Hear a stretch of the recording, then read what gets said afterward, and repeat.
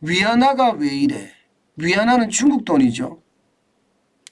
왜 이래는 또 도대체 무슨 일이 일어난 걸까요? 9월 5일 기준으로 보면 위안 달러 환율 7.3046위안입니다. 달러당. 와, 이게 7.3을 또 돌파를 했습니다. 지표를 한번 보실까요? 지표를 보시면 작년 11월 1일에 7.3257위안이었거든요. 그리고 웬만하면요. 이게 지금 위안 달러 위안 환율을요. 7.3으로까지는 안 올라가게 중국 당국이 계속 막아왔어요. 안 돼요. 연중 최고치입니다.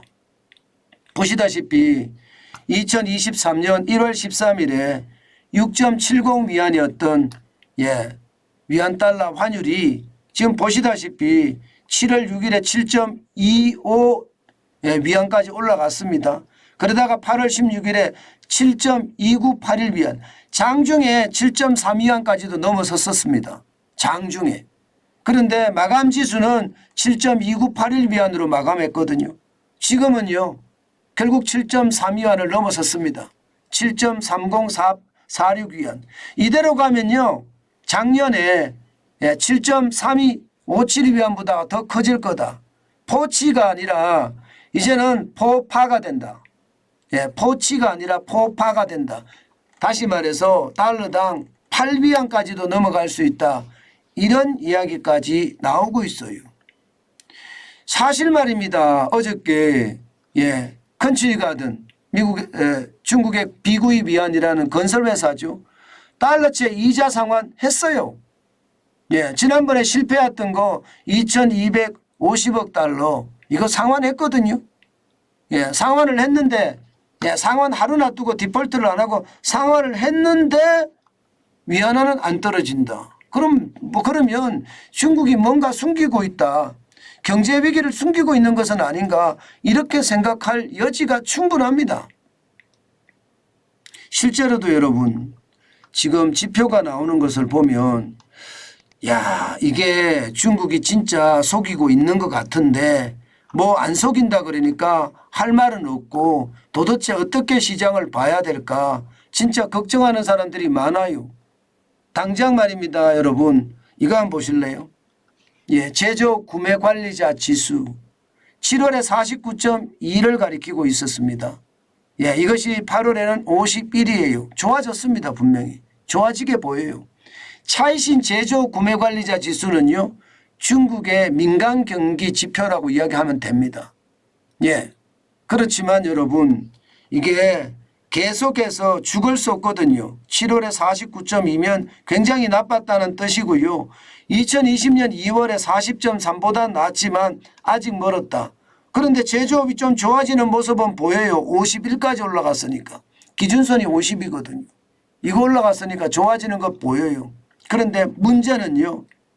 그동안 엄청나게 좋았던 서비스업 구매관리자 지수가 폭망하고 있습니다.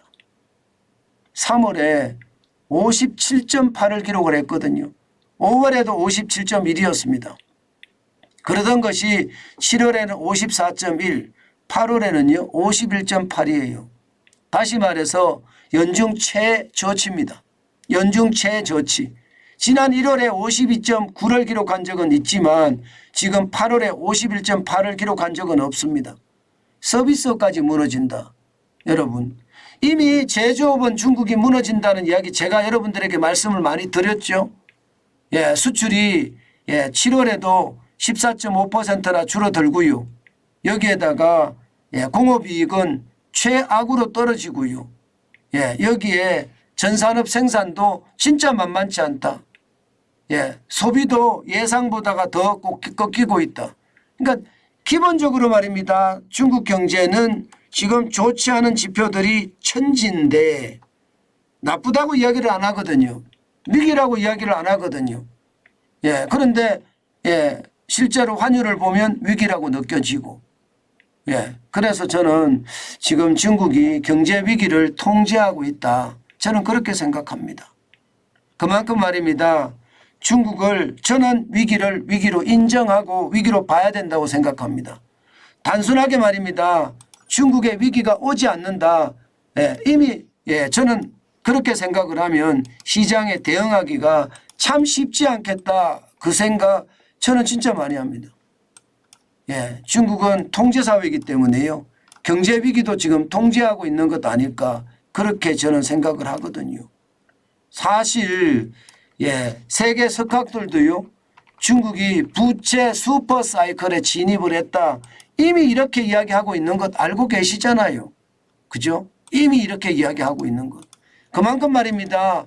중국은 부채 슈퍼 사이클에 진입을 했고요. 그 진입의 강도가 앞으로 얼마나 커질지 우리가 지켜봐야 됩니다. 그런 와중이라면 우리 스스로도 여러분 진짜 조심해야 돼요. 조심하지 않으면요 여러분 그에 대한 충격이 저는 굉장히 많이 커질 거다 이렇게 생각합니다. 굉장히 많이 커질 거다. 조심하지 않고서는요 절대 시장을 가볍게 보지 말았으면 좋겠다. 그 말씀까지 저는 꼭 드리고 싶습니다. 그 말씀까지. 그만큼 말입니다. 시장의 위기는 그 감도가 크다고 보는 거고요. 그 감도의 어떤 핵심은요. 결국은요. 우리가 조심하는 수밖에 없다. 그 말로 제가 중국의 위기는 가름을 하겠습니다. 중국의 위기가 없다는 이야기를 곧이곧대로 믿고 시장에 대응해서는 안 된다 하는 말을 다시 한번 여러분 강조합니다.